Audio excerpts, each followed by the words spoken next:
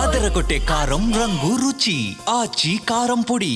ఏమో సార్ ఈమెయితే పొద్దుగాల పోయింది ఇంటికి లేకున్నది. మా బావ బిడ్డి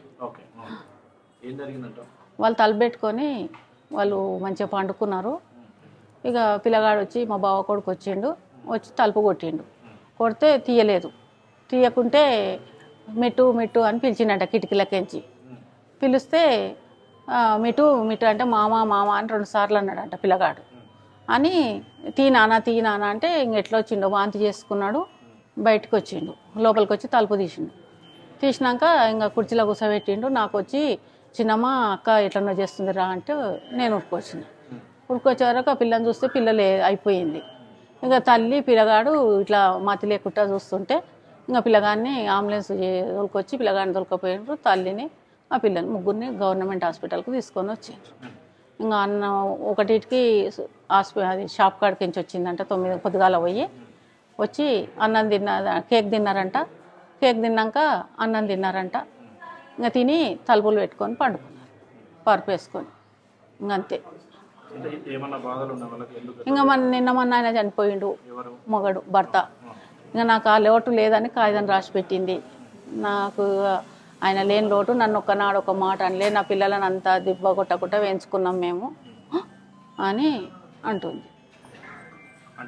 నాకు ఏమి అది లేదు, నేను ఎవరి మీద ఏంది లేదు, నన్ను పోస్ట్ మాస్టర్ చేయకండి, నాకు గ్రీన్ కలర్ చీర పెండి చీర కట్టేయండి, నా బిడ్డ గ్రీన్ కలర్ డ్రెస్ వేయండి, నన్ను ఎవ్వరిది ఏంది లేదు బాధ అని చెప్పి రాసింది. 2 పేపర్లు రాసి ఆమెకు నా పిల్లల్ని ఎవరు చూస్తారు నాకు నేను పోయినాక.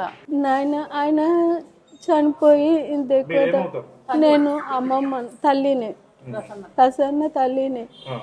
ఆయన చనిపోయినప్పటి నుంచి దగ్గర 2 నెలలు కావస్తుంది ఆయన చనిపోయి. హార్ట్ అటాక్ లాగా. అప్పటి నుంచి నేను అమ్మాయి దగ్గరనే ఉన్నా ఇన్ని రోజుల నుంచి. ఇవాళనే పొద్దుగాల కొంచెం పిల్లలను చూసొద్దామని అట్లా బయటికి వెళ్ళిన. ఆమె ఇక్కడనే మేము ఇక్కడనే ఉంటాము విద్యానగర్లో, తిలక్ నగర్లో. అట్లా పోయొద్దాము ఒక 2-3 గంటలని నేను మా ఆయన పోయినాము. ఆయన తిన్నాక ఇద్దరం కలిసి వస్తూనే ఉన్నాము. అయితే మా అబ్బాయి మా వియ్యపురాలు వచ్చింది. వస్తే అమ్మాయిని మందలిచ్చి వద్దామని చెప్పి ఇద్దరు కలిసి వాళ్ళు ముందు వచ్చిర్రు, నేను మా ఆయన వెనుకొచ్చినాం. వాళ్ళు వచ్చి చూసేసరికి ఆ విధంగా ఆ పరిస్థితిలో ఉన్నారు. అంబులెన్స్లో తీసుకొని వచ్చిర్రు. వాడు ఇంకా నేను వెళ్ళలే, ఇక్కడనే కూర్చున్నా. తల్లి మీ తండ్రి ఉన్నాము, 2 అన్నలు, 2 తమ్ముళ్ళు ఉన్నారు. అన్నీ చూసుకునేది మేము గింత లోటు కాకుండా. కానీ ఆయన లేదన్న పిక్కర్ తప్పితే ఏంది లేదు ఆమెకు లోటు. అన్నీ చూసుకునేది మేము ప్రతి ఒక్కటి. ఆనే ఉన్నా నేను మా ఆయన.